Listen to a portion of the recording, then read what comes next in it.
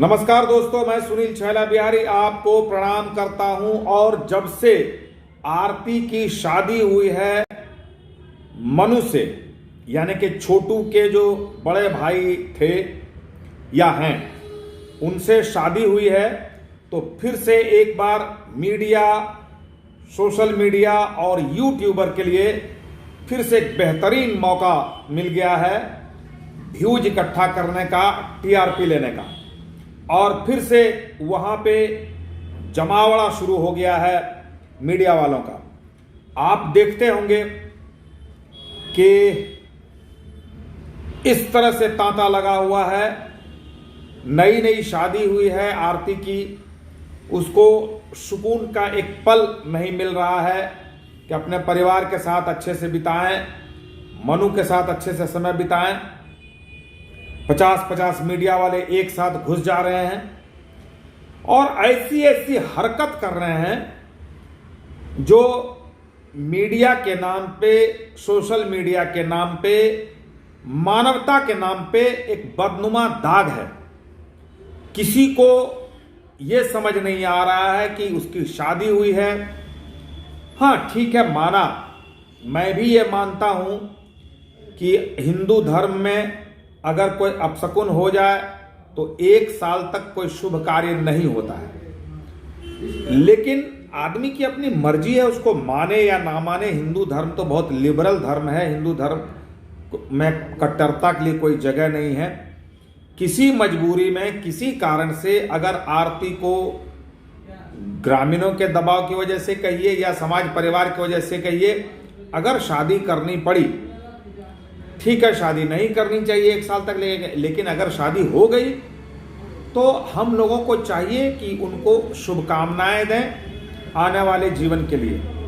लेकिन अब मीडिया को इस बात का गुस्सा है, सोशल मीडिया को या यूट्यूबर कहिए, यूट्यूबर्स को इस बात का गुस्सा है कि आपने शादी की तो हमें बुलाया नहीं।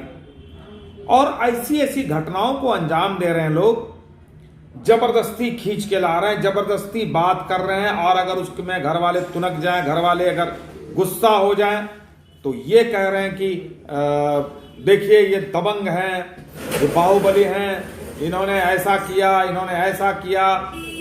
तो ये सब अच्छी बात नहीं है। मैंने ऐसा भी देखा कि उसकी माँ, जो आरती की सास है या मनु की जो माँ है, छोटू की जो माँ है, वो आके लोगों से हाथ जोड़ रही है कि प्लीज मतलब बस कीजिए, शांत हो जाइए, ले लीजिए इंटरव्यू।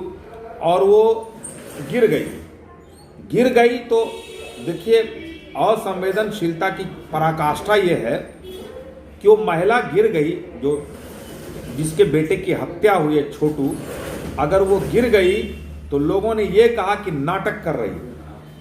मैं मान लेता हूं कि थोड़ी देर के लिए वो नाटक ही कर रही है, लेकिन आप इस बात को समझिए को नाटक क्यों कर रही है। आपने उसको इस मुकाम पे लाके खड़ा कर दिया, इतना परेशान कर दिया कि वो बेचारी महिला नाटक करने के लिए मजबूर हो गई। और अगर वो नाटक नहीं कर रही है, हकीकत में वो बेहोश हो गई है, गिर गई है, पानी के छींटे मारे जा रहे हैं, तो कितनी शर्म की बात है कि आप उनके सामने कहते हैं कि नाटक कर रही है, ड्रामा कर रही है। ये असंवेदनशीलता की पराकाष्ठा है दोस्तों। और देखिए, मैं भी YouTube चलाता हूं, मेरे भी 4 चैनल हैं।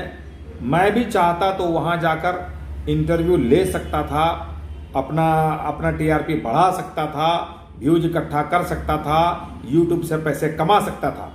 लेकिन मैं पहली बात कि इस तरह के मुद्दे को उछालता नहीं हूं, और दूसरी बात, किसी घर वाले को परेशान नहीं करता हूं। मैंने भी आरती छोटू की प्रेम कहानी पर बनाया था, एक स्टोरी मैंने बनाई थी, और वो मैंने बस कहीं में खड़ा होकर बात कर लेता हूँ, जो मुझे अच्छा लगता है बात कर लेता हूँ। उसके लिए मुझे वहाँ दरवाजे पे जाने की आवश्यकता नहीं है, उसको धक्के मारने की आवश्यकता नहीं। बहुत मीडिया वाले ये कह रहे हैं कि आपको हम इंसाफ दिलवा रहे हैं, आपके मैटर को हमने इतना हाईलाइट कर दिया कि आज आपको इंसाफ मिल रहा है। लगता है कि मीडिया वाले को ये वहम है, मीडिया में ये भरम है कि वो जज जो है जजमेंट करते हैं, या पुलिस जो केस लिखती है, चलो पुलिस तो दबाव में आ सकती है, लेकिन जज ये मीडिया का बाइट देख के अपना जजमेंट लिखेंगे, इस बात का भ्रम किसी भी मीडिया वाले को नहीं होना चाहिए। वो अपना जो सच्चाई है, गवाहों के बयानात हैं, सबूतों के आधार पर, बयानों के आधार पर वो अपना जजमेंट लिखेंगे और जो सच होगा वही होगा। ठीक है, कुछ ने कहा कि 7 लोगों को हम लोगों ने हवालात में करवा दिया। हवालात में जाने से क्या होगा? अगर 7 लोग इन्वॉल्व नहीं होंगे, 2 लोगों ने मारा होगा, 2 लोगों को सजा होगी।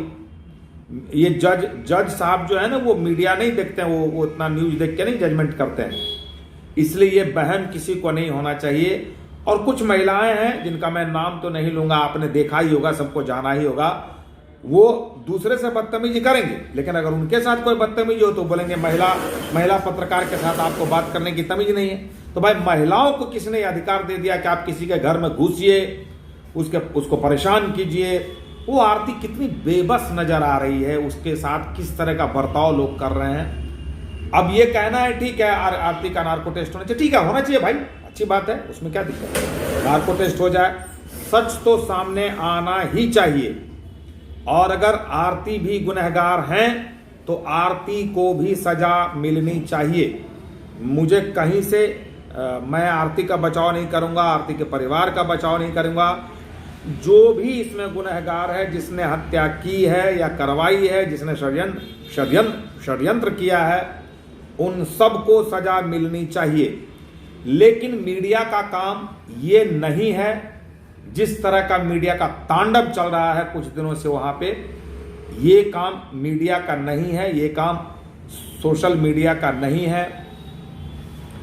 छोटू चले गए इस दुनिया से, छोटू को इंसाफ दिलवाने में जितने लोग सहयोग कर सकें उनको करना चाहिए। अगर आरती गुनहगार हैं, कहीं से लगता है कि आरती का भी हाथ है, तो इसके लिए वहां आरती के दरवाजा पे जाने की आवश्यकता नहीं है, वहां उनको परेशान करने की आवश्यकता नहीं है। अगर आपको कुछ शक होता है तो आप वो वीडियो बनाइए, पुलिस को बोलिए, आप उसके घर में जाते हैं, आप उसके साथ बदतमीजी करते हैं, उसके बाद ये भी कहा जा रहा है कि मैं जा रही हूं थाने में, मनु के ऊपर केस करूंगी। अरे भाई, मैं तो कहना चाहता हूं शासन प्रशासन से भी, अररिया प्रशासन को भी तो खबर होगी ही। ये रोज आप बाइट देखते होंगे, रोज वीडियो देखते होंगे। जिस तरह से एक ऐसे व्यक्ति को जिसने अपना बेटा खोया हो और बेटे के गम को भुलाने के लिए उन्होंने ऐसी लड़की जो उसके घर में रह रही उसकी शादी करवा दी, तो क्या उसको चैन से जीने का हक नहीं है क्या? तो मैं कहना चाहता हूं अररिया प्रशासन से कि उनको सुरक्षा दिया जाए, उनके यहाँ बेमतलब का जमावड़ा नहीं किया जाए। पुलिस प्रशासन चाहे सवाल पूछे, या कोर्ट में तो जज साहब सवाल पूछेंगे ही, वकील साहब सवाल पूछेंगे ही, और उसके आधार पर जजमेंट दिया जाएगा। लेकिन अभी जो जिस तरह से उसका जीना हराम किया हुआ मीडिया वालों ने, ये बिल्कुल सही नहीं है। और मैं प्रशासन से आग्रह करता हूं कि उनको सुरक्षा दीजिए। और मैं तमाम मीडिया के लोगों से कहना चाहता हूं कि भैया, टीआरपी के लिए मत जियो, कुछ नहीं होता है, चंद पैसा कमा लेंगे, कुछ नहीं होगा। लेकिन आपको भी समाज को जवाब देना पड़ेगा। जब आपके ऊपर ऐसी घड़ी आएगी, ऐसा वक्त आएगा जब आपको भी समाज में जवाब देना पड़ेगा, लोग आपसे सवाल पूछेंगे। इसलिए हर आदमी को अपना फर्ज निभाना चाहिए। और ये जिस तरह से यूट्यूबर अभी कर रहे हैं, जिस तरह से यूट्यूब का चैनल खुला है, मुझे ऐसा लगता है कि मामला को आप लोग डाइवर्ट कर दे रहे हैं गलत दिशा में। मैं सबसे आग्रह करना चाहता हूं कि कृपया इस तरह का काम नहीं करें। और मुझे ऐसा लगता है कि आरती को या आरती के परिवार को, दिवंगत छोटू के परिवार को, उसके माता पिता को जीने का हक है। और आप सबसे मैं आग्रह करता हूं कि उनको जीने दिया जाए। सजा दिलवाना आपका काम है, उसमें आप जो कर सकते हैं कीजिए। मैं भी आरती के बारे में बहुत कुछ बोल सकता था, लेकिन मुझे क्या लगा, यार किसी के घर में खुशी आई है तो उसकी खुशी में खुश होना चाहिए। बुरा तो मुझे भी लगा कि यार 1 साल भी नहीं हुआ और भी शादी वादी कर ली, लेकिन मुझे ज़्यादा बुरा नहीं लगता, क्योंकि मैं ना लोगों के चेहरे की खुशी देखना चाहता हूँ। आरती कितना खुश थी बेचारी, बहुत दिनों के बाद खुश हुई थी। अब उसको उसके साथ जिस तरह का ट्रीटमेंट किया जा रहा है, उसको डांटा जा रहा है। कुछ महिलाएं हैं जो डांट रही हैं, जो अपने आप को क्या क्या कहती हैं, ज़्यादा बोलूँगा तो मैंने उनका ये भी देखा कि 1 नंबर के लड़ाकिन हैं। मनीष कश्यप को फ़ोन करके लड़ाई कर रही थी, तो मुझे भी कल को फ़ोन करके लड़ाई करना शुरू कर देंगी। तो लेकिन ऐसा है, आप अपने आप को जो भी समझते हैं, मीडिया वाले समझते हैं, इंसान समझते हैं, पत्रकार समझते हैं, ब्रांड एम्बेसडर समझते हैं, लोक गायिका समझते हैं, लोक गायक समझते हैं, सबका समाज के प्रति एक दायित्व है। उस दायित्व का निर्वहन हर व्यक्ति को करना चाहिए और किसी को टीआरपी के लिए काम नहीं करना चाहिए। उस परिवार का जो व्यक्ति सहयोग कर सकते हैं कीजिए, अदरवाइज घर में बैठ के जैसे मैं वीडियो बनाता हूँ वैसे वीडियो बनाइए। अगर आपको कुछ अच्छा लगता है तो उस मसले पर बोलिए। मसला एक ही नहीं है, प्रेम प्रसंग सिर्फ आरती छोटू का ही नहीं है, और भी कई प्रेम प्रसंग हैं, और भी कई हत्याएं हो रही हैं, और भी लोगों को इंसाफ की आवश्यकता है। सिर्फ छोटू के पीछे क्यों पड़े हैं? इसके पहले वो जो बच्चा वो था नवादा साइड का, उसके पीछे पड़े थे क्योंकि उसको टीआरपी मिलती थी, व्यूज मिलता था, इसको व्यूज मिल रहा था, इसके पीछे लोग पड़े हुए हैं। भाई और भी मसले हैं, और भी मामले हैं, उनकी तरफ भी आप लोगों का ध्यान जाना चाहिए। दूसरे को भी इंसाफ दिलवाइए। और हमारे जितने भी दर्शक हैं, वो मैं जो बोल रहा हूँ कितना सही है कितना गलत है, आप हमको ज़रूर बताइएगा कमेंट करके। अगर मैं गलत हूँ तो मैं माफ़ी चाहता हूँ, पहले ही मैं माफ़ी चाहता हूँ। मुझे ऐसा लगता है कि उनको जीने नहीं दिया जा रहा है। और एक बात और कि अगर उस परिवार में अभी किसी प्रकार की घटना घटती है, किसी का हार्ट फेल हो जाएगा, कोई मर जाएगा, कोई कमज़ोर हो जाएगा, कुछ हो जाएगा, उसका जिम्मेदार कौन होगा?